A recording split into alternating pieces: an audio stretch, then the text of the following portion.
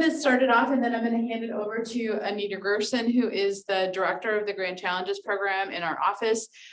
Those of you who are here know I'm Ellen Fisher, the vice president for research. And one of the things that we've been working on is how we can take the successes of the Grand Challenges program to date and really build on those. And I've been calling this a reimagining.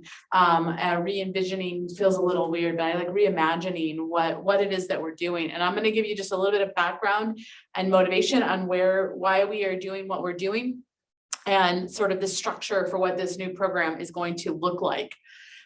So if you look at the original Grand Challenges program that President Stokes rolled out, there were some really interesting goals and ideas behind doing that. And we're not the first university to develop a Grand Challenges program of some ilk, but I really want to just highlight what I have in the boxes here is that we were really interested in generating an ecology of innovation to foster a dynamic economy built on ongoing fundamental and applied research. That sounds amazing if we could actually do that, right? We wanted to address large scale problems of global, national, and regional significance to find and implement pioneering solutions. We wanted to affect meaningful, positive changes for our communities, our state, and our world. We wanted to enhance student, faculty, and staff perspective, success, and morale to better serve UNM and New Mexico. And we wanted to provide opportunities to collaborate through interdisciplinary research and problem solving. Some of this, to me, I mean, it just feels amazingly lofty and just like this is so cool that we wanted to undertake this. The words I have at the bottom are how I have distilled those goals down to really, we were looking at capacity building. We wanted to impact discovery, have meaning and impact for the people participating, re-envisioning skill building, recruitment and retention of faculty and students, and then effective teaming is really what those things boil down to. And another phrase that I found in one of the original documents was this one around unite and marshal existing UNM expertise to complement department and individual scholarly efforts and resources. So it was that idea of how can we, and this is another phrase I use quite often, is how can we level up? How can we take what people are doing on maybe an individual basis and make that more than what the individual efforts are through a community building collaborative kind of approach? So the other thing that I mentioned earlier, and I'm going to just say that again, is that although we funded and supported 3 Grand Challenges teams, there were 10 more great ideas that came out of the original call for proposals. And they're just listed here. I'm not going to go over all of these, but it struck me when I first got here and saw this that I was like, wow, there's a lot out there. And that was several years ago. So there's bound to be even more great ideas that are out there just waiting to be developed on the UNM campus. So the motivation and inspiration then for how do we take the Grand Challenges program and try to level up with that program is that we said we want to reimagine this. We want to build and expand on the current brand and the successes that are clearly there. They're tangible successes that have come from that program. And we want to continue to build a capacity for discovery and innovation across the entire UNM campus. We want to further develop and capitalize on those great ideas and others that are likely out there in the community. And the other thing that struck me was that this is a real opportunity for us to actually engage even more faculty and students in the Grand Challenges and to really get people thinking about how do we think about solving those wicked problems that we really need to be looking at. And also diversifying the participation, because there are noticeably in the current teams some areas that are completely lacking or not evident in the teams that were originally designated as Grand Challenges teams. I personally am very, very interested in shifting the culture at UNM to where we can develop much more of a collaborative and team research approach to what we do in the research community.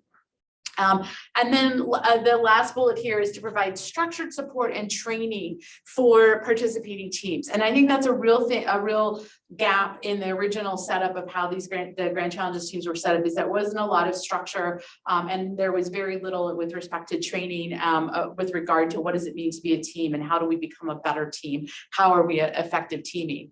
So what I've put up here then is to sort of talk about I want to talk just for a minute about what's in the literature. I'm a chemist by training, but I've done a lot of social science research in collaboration with some others, and specifically around what makes for effective teaming. So I've got two different theories that are up here. The stages of group development was first introduced by Tuckman in 1965. So it goes way, way, way, way, way back. I won't tell you how old I was in 1965, but I was alive in 1965. But you might have seen this before, forming, storming, norming, and performing. That's a really nice little moniker that people use all the time. The really interesting thing about this particular model is that Doug Zedonis told me that this is still used in group therapy, that this is the model that's still used to talk about how people perform in groups or how groups perform, okay? I think it applies to research teams as well, but a more recent model that is being used now more broadly to specifically talk about transdisciplinary research teams is this one developed by Kara Hall. This was published in 2012. And basically what she talks about is that there are these four stages, again, 4 stages. We like the number 4. So it goes from development, conceptualization, implementation, and translation.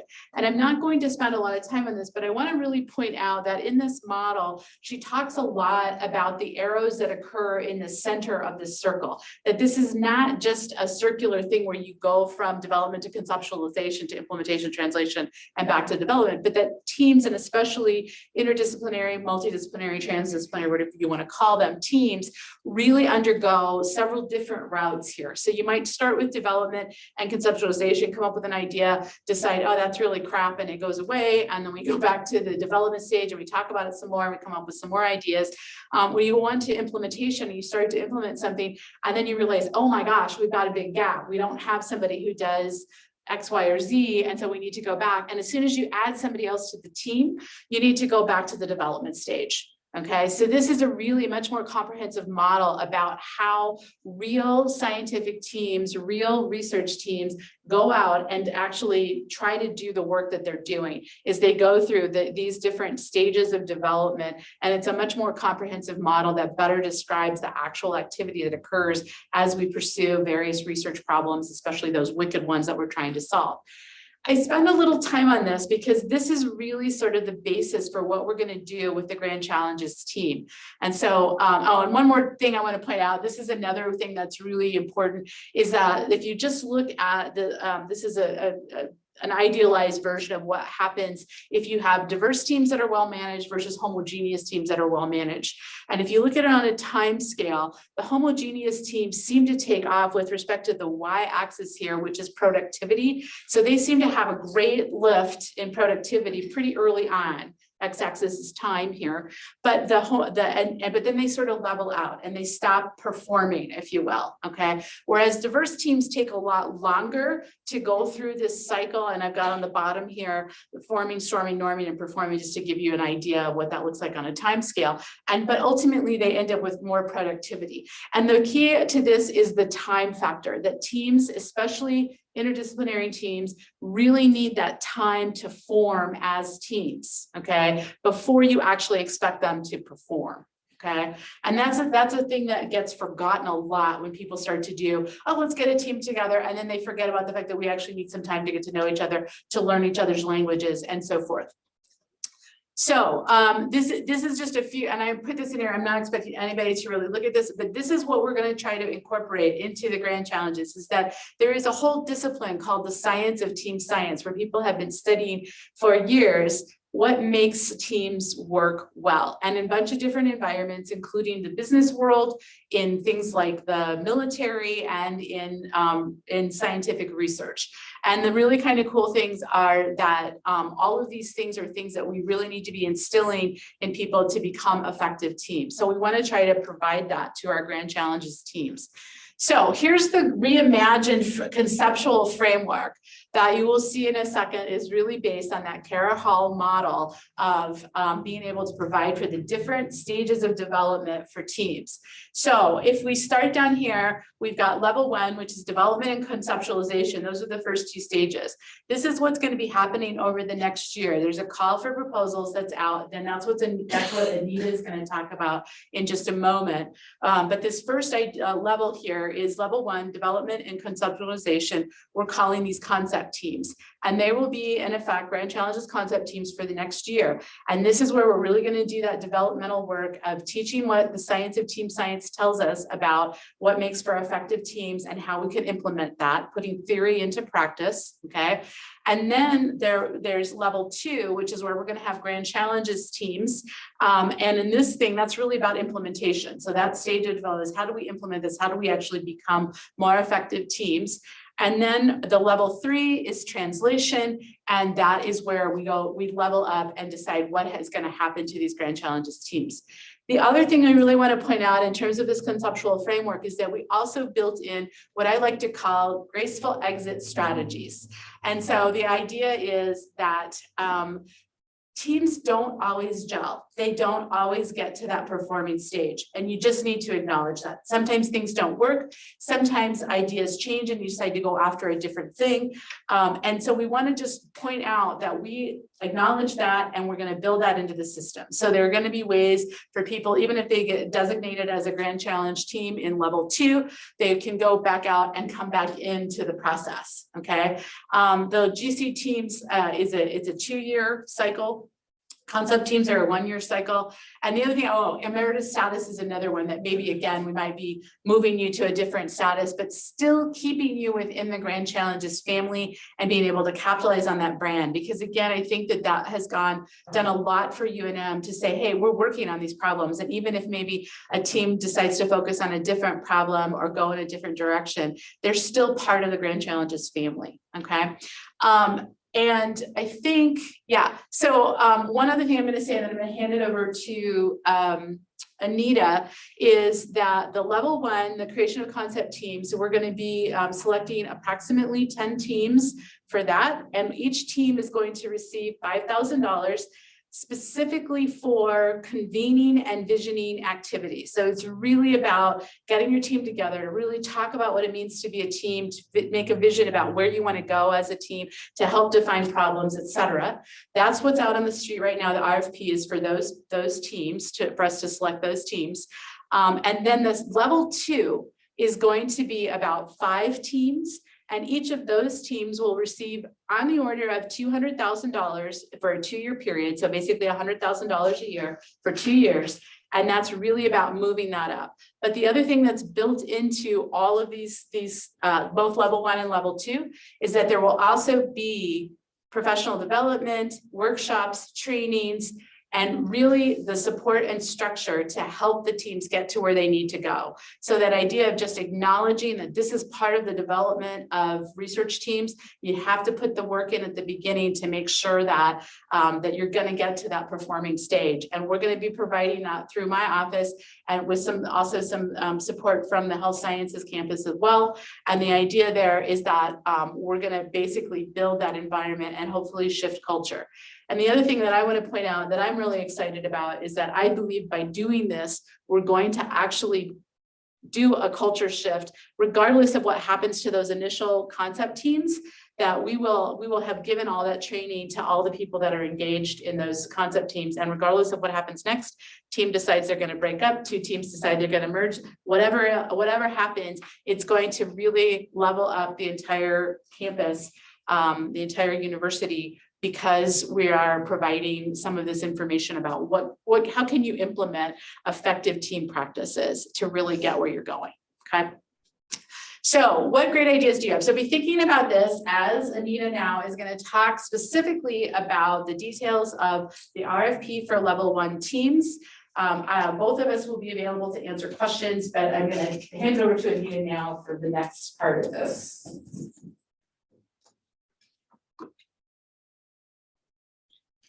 All right, I'm really loud normally, so if the microphone makes me too loud, let me know.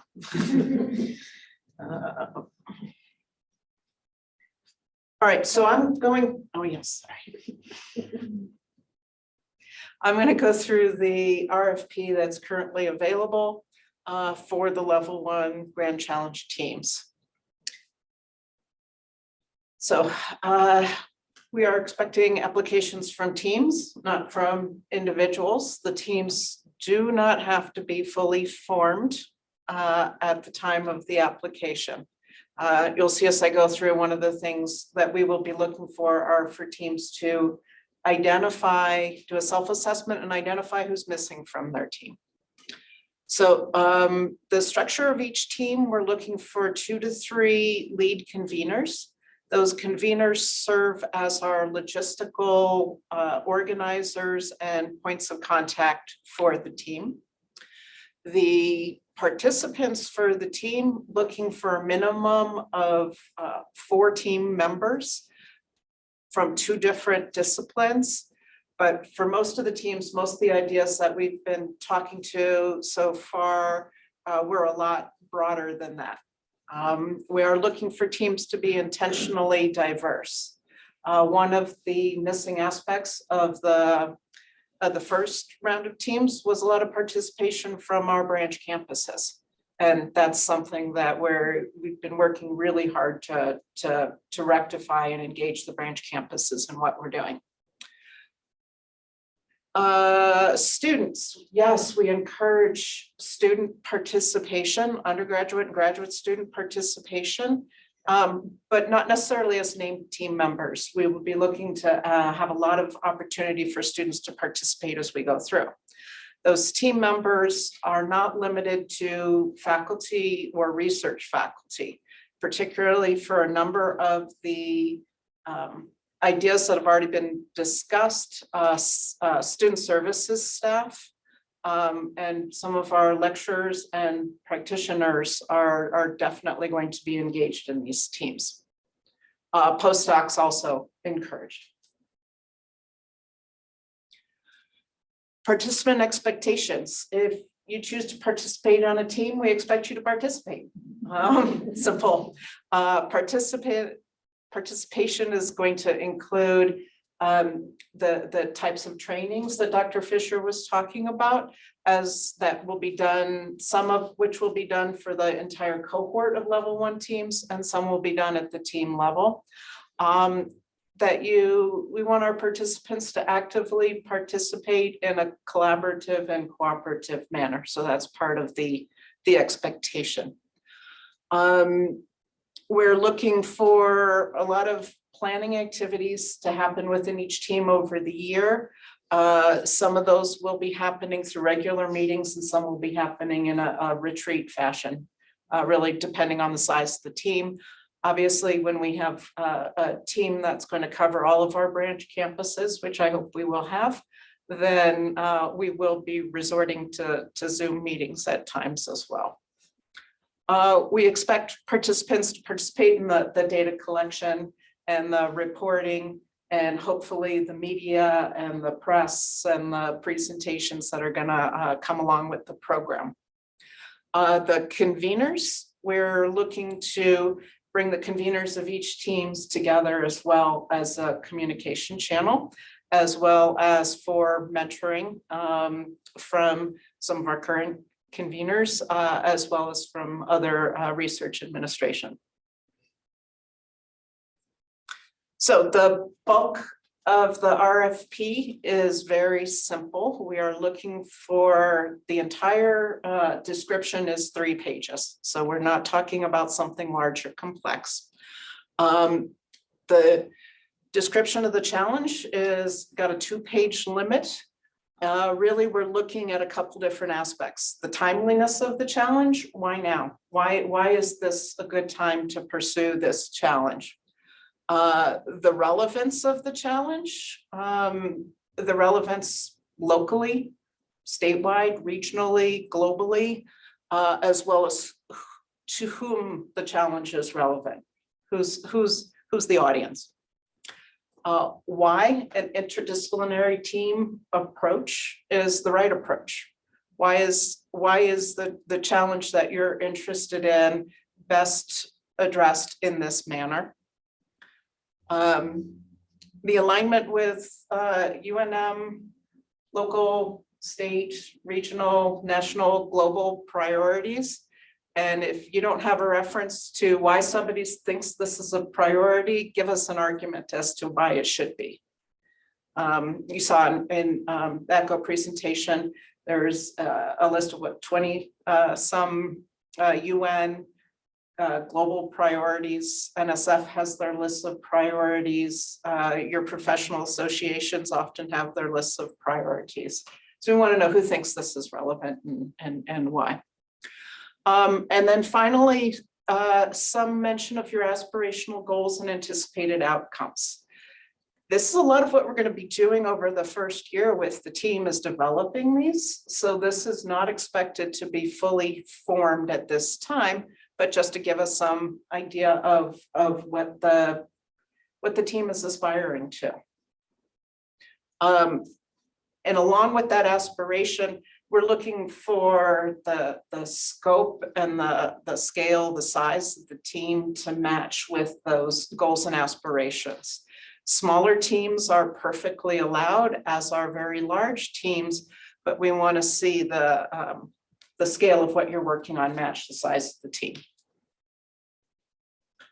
Half a page on the RFP funding overview. This is not supposed to be comprehensive. I don't want to know every potential grant you might go after, but identifying this is really just to give an indication that you have identified what some of the major funding opportunities might be in your area.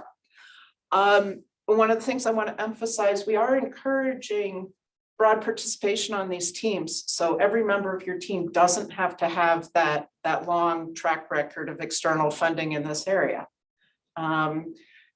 For example, one of the things we would really like to include are more humanists, more folks from the arts in each of these teams. They may not come with the same kind of funding history as those who work with NSF.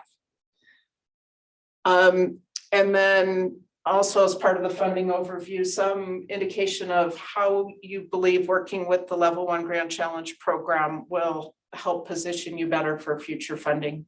What you hope the program will help you accomplish there. The last half page, a self-assessment. One of the, as I talk to potential teams, one of the areas that keeps coming up when we ask, okay, who else needs to be at the table? A lot of folks would like participation from the arts. I have to go talk to the economics department because a whole bunch of people would really like to have an economist on their team. Social scientists, some of that community informed research. I didn't use the right word there, but the community engaged research techniques. Ethnographers, demographers, different types of people that might have participated on some of these teams in the past. If you can help identify what the resources are that you're missing, you can help us better plan the program to meet your needs. And finally, for those conveners, just a simple 2-page biosketch. Please don't give us your 20-page CV. It doesn't have to be NSF format, but it's an easy format to have.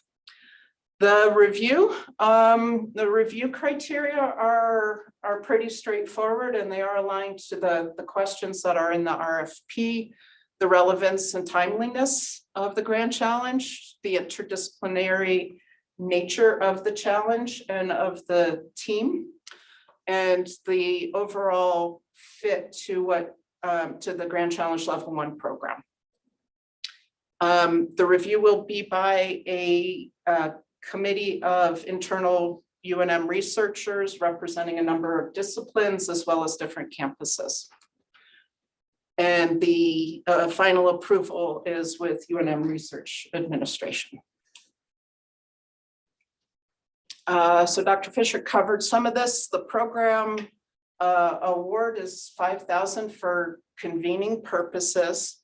A lot of the activities that we're looking at are those team building activities, the training on the team science aspects, training both as a full cohort and as individual teams when individual teams are at different places and need different types of assistance, mentoring across the program at different levels. We really hope to engage a lot of junior faculty in the program and see the mentoring, particularly with the current grant challenges, the mentoring that happens within each team has been extremely helpful for those involved in the program. We will continue to emphasize awareness of and utilization of UNM resources across the board. As we move through that program, we really want to make sure that each team is aware of and as to the best of their abilities, using what's available before we run around looking outside for things that will add to the costs for the programs. And then being aware of where teams are as individuals and adding those types of individual support, training and awareness for each team. We expect the year of level 1 to end with each team having a good set of shared vision, shared goals, shared research questions, as well as a 3 to 5 year implementable roadmap. Identification of partnerships, resources, and a funding plan to help support that roadmap. So timeline, applications due May 10th. Decisions by the end of the month. First team meetings happening in June. We have different, we potentially are going to have very different teams. Those who are ready to get going over the summer, we will get going over the summer. Those who have a large team base on academic year contracts, we will probably wait till the fall to get going.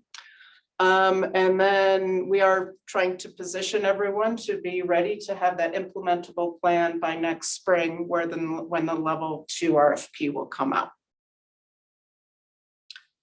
So the Grand Challenge program has sponsored so far 7 meetings that were open and encouraged participation.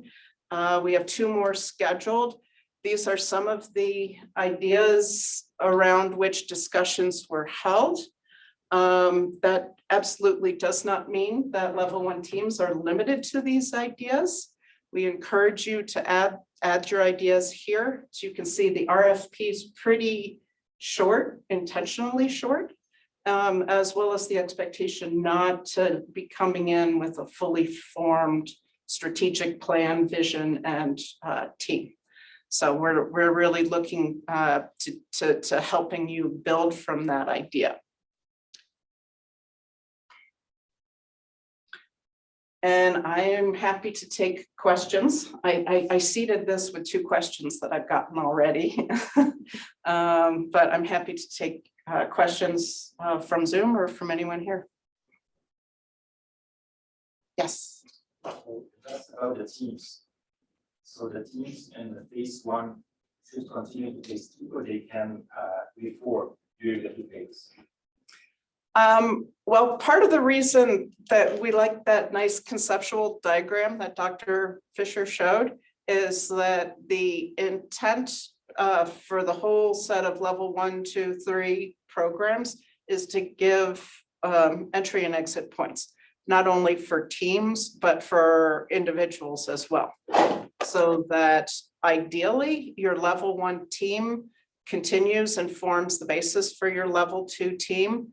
But it's also conceivable that you get to one of those points where you're like, oh, to implement this plan, we really need to bring in a lot more competency in data science and data analysis, so that when you're moving towards level 2, you might be bringing that competency in, and then you might have to do a little bit of reforming, but you don't necessarily have to go back to level 1. And I'll answer that question slightly differently and say that the idea is that if you participate in a level 1 team, that your team will be very well positioned to be competitive for level 2. You don't have to be a level 1 team in order to compete for level 2. But if you've gone through the program, you are, the probability that you would form a level 2 team or be competitive in that RFP is going to go up. And just to give you some numbers, we are looking at funding approximately 10 teams in the level 1 and approximately 5, probably won't be more than 5 in level 2. So clearly not all the teams are, but that also is acknowledgement that some of those teams are not going to make it to that end, and that's fine. Some of them are going to combine, if there's areas that are very close, we're going to hope that they combine to form a more impactful and larger team to be able to, again, be more competitive for that level 2, et cetera. So there's lots of different ways of looking at it. I like to think that if you've gone through the visioning and strategic road mapping kind of process in level 1, that you are going to be at the top of the list for level 2, just because you're going to have all of what we're looking for to, because when we get level 2 teams, we're going to want them to jump and run. So. I have a question in chat. Can you talk some more about the mentoring component? Is there guidance training provided to senior faculty? And how is mentoring defined and measured? You want me to take this? Sure, and then I'll jump in. You say what you want, and I'll say what I want. Okay, I'm gonna answer without the metrics. The experience of the current Grand Challenges teams has taught us a number of things. One of which is that we do have a number of very strong mentors within our midst. Dr. Wittwitz is one. Some of the leaders of the Water Grand Challenge team in particular have all actually already stepped forward to volunteer to work with the newly forming teams, to use their experience as leading these collaborative efforts to help others develop that same culture and that same effective way of working together. And I'm going to put in a plug. Tomorrow morning, one of our virtual sessions will be hearing from some of those folks about how to build collaborative teams effectively. And now I'll let you give your answer. Well, and I'll just build on what she said. And one point in terms of how to measure, that's a really hard thing to measure, because it's not like you can count the number of publications or whatever. That's easy. But in the case of mentoring, one of the things that we're thinking about doing with the level 1 teams is doing social network analysis on them, and specifically asking the question, who do you go to for mentoring, or who do you go to for advice? Who mentors you on the team might be a better way of phrasing that question. But the idea then is it might be self-reported, but we can then track the teams longitudinally also, and be able to say that over time we had the teams there were more people. And we also can then advise teams if we find that we have a team that, for example, there's a bunch of people on the team that don't go to anybody for advice or mentoring. Maybe the team needs to work on how they're interacting and how they're connecting with the team members. So that's a different way of looking at mentoring and so forth that has to do, I'm not really, I'm not in the picture. This is headless, voiceless, whatever. So that's another thing that I love social network analysis, especially in the context of teams, because we've got some really good theoretical models for what makes for effective teams, well-integrated teams, et cetera. And we can look at those. It's very visual to be able to show a team, this is what your team is self-reporting with respect to those kinds of things. And by the way, one of the questions we like to ask on these things is, who do you have fun with on your team? Because fun is one of the number one things that you should be doing on a team, is having fun together. And again, if nobody is fun with anybody else on the team, probably not a very effective team. That's another way that we can get, it's not necessarily metrics, but it's a way of assessing how the mentoring is going on a team. So. Another question on chat. Can we have external members on our team, academics and community NGOs?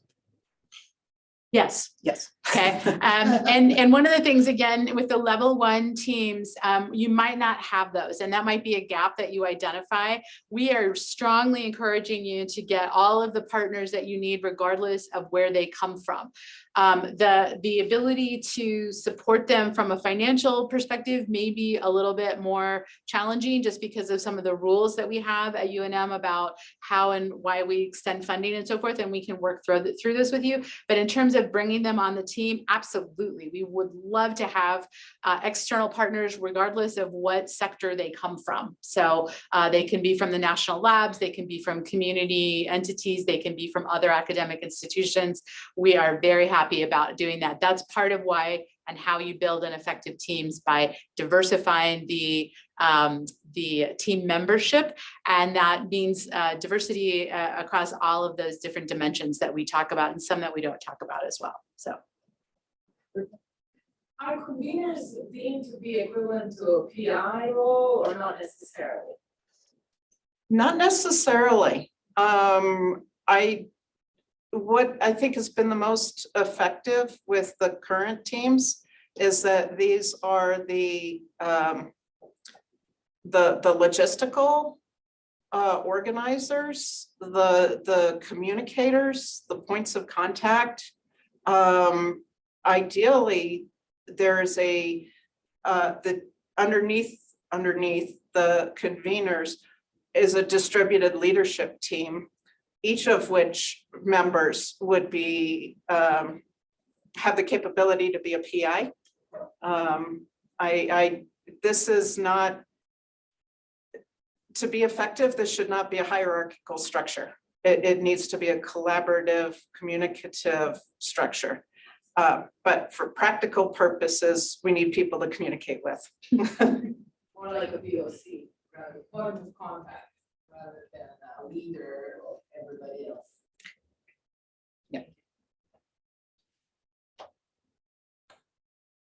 Yeah. Repeat the question. I was wondering if you all had considered a way for teams to maybe advertise that they were looking for other members. Because I'm looking at things like this as a staff member with a doctorate, and I'm like, these would be great. I'd love to get involved with these, but I don't see them until they've kind of already come and gone, right? So I was just thinking, like, what other avenues are there to promote this stuff to like the UNM community that would make it easier for folks to join in, even if maybe we miss like the sort of initial application. So I'm gonna, Anita will answer from a very practical standpoint. I'm gonna answer a little bit more lofty in that, from the standpoint that, yes, we would love that. And one of the things that we want to talk to the teams about, these level 1 teams, is, and I'm going to use a bad word here, marketing plan. And so, you know, we in academia, we don't like to use the term marketing, but having a brand, you know, so being able to have a brand, I think is actually really useful on a number of different fronts. And some of the stuff that they teach in marketing around having, not only having a brand, but also having messaging around that brand. And so then that becomes part then potentially of a communication plan. And that's potentially how an individual team might be able to advertise that they are looking for new people, or they're looking for somebody who has expertise in a particular area. From a practical standpoint, From a practical standpoint, how do you find out about what's going on and what teams are forming? Number one, join the Grand Challenge listserv. Off of the Grand Challenge website, because I'm putting out routinely information on the teams that are forming. Email Anita Grierson at UNM or Grand Challenges with your interests, and I will work to match you with a team, or if it doesn't match, talk about how we might form a new team around your idea. This is what I've been doing for a couple of weeks already, particularly for some junior faculty. Talk to your ADR, make sure your ADR knows what you're interested in. Chris Goodrich over in Education and Human Sciences has been absolutely fabulous at connecting some of the faculty over there with some of the teams that are forming. And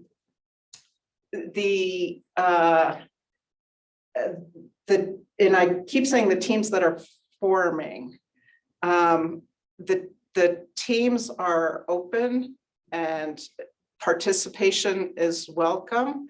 The one thing I say we're not going to go do, with the possible exception of what I mentioned for economists, is we're not going to go out and tap everyone. We need folks who are interested in participating to step forward and to opt in.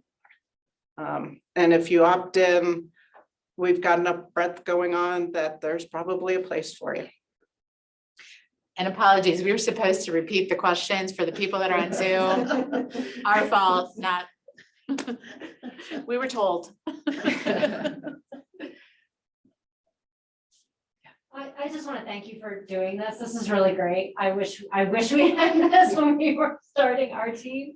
And also just wanted to share that I've already been talking to some people who are interested in this and happy to talk about what it's like to be part of the Grand Challenge program. Obviously, you're re-envisioning it, so it's going to be different, but I'm also happy and available to talk to folks. So kdw@unm.edu. Yeah, and online, that was Dr. Witkowitz, so this isn't with her email here. And Katie was just volunteering to be a contact if anybody wants to talk about what it was like or what it has been like to be part of the Grand Challenges. And we're hoping that we don't take away all the positive experiences from the first round of Grand Challenges, that we're trying to promote that and continue that, but we're also providing some of these other structures that may be helpful to people that weren't part of the first one and want to get involved in something like this. So. I just wanted to also point out, you mentioned the due date being May 10th. The application period is already open for anyone who doesn't know that. So Yes. that's in info ready and people can go in there and start and save a draft and get going on that. So that was Hannah Torres, our director of the Faculty Research Development Office, and she was pointing out that the RFP is on the street, first of all, so you can go to our website and find that. You can also go to the Info Ready site and the RFP is on there. But the other important point she was making is that you can put in an application today. It is open. So if you want to do it, you don't have to wait till May 10th. I know we all wait till the last minute, myself included, but you don't have to wait. And the other thing that you can do is to start to play around with the Info Ready system. If you're not familiar with it, at least go in there, you can start a draft and then you can continue to edit it, but then we're aware that you are working on something. And if there are technical glitches, the FRDO is the office to talk to you about the technical glitches that you might have with Info Ready. It's a perfect system, but occasionally people have some challenges with understanding where they're supposed to put what and that kind of stuff. So you can submit an application today if you really want to, if your team's all set and ready to go. And again, May 10th is the application deadline, and we're hoping to make sure that everybody is notified of the status of their proposal by the end of May. So May 31st, that's our goal. We're keeping our fingers crossed that we'll be able to get reviews back and make decisions by that time. So. All right, if we have no other questions, we'll wrap up. I'm putting in a plug. We have some really interesting sessions still to come this afternoon and over the next 2 days. And I am actually the volunteer helping at the 4:30 draft and table session this evening for Convergence on Tap. I hope to see you there, as well as we have a session from 3 to 4 today where you can hear from the current Grand Challenges teams about what they're working on and some of the fun things that they have going on. So we're going to break for lunch. We'll return virtually. Thank you for your time, and I'll be here for a couple minutes if anyone has any other questions. Thank you.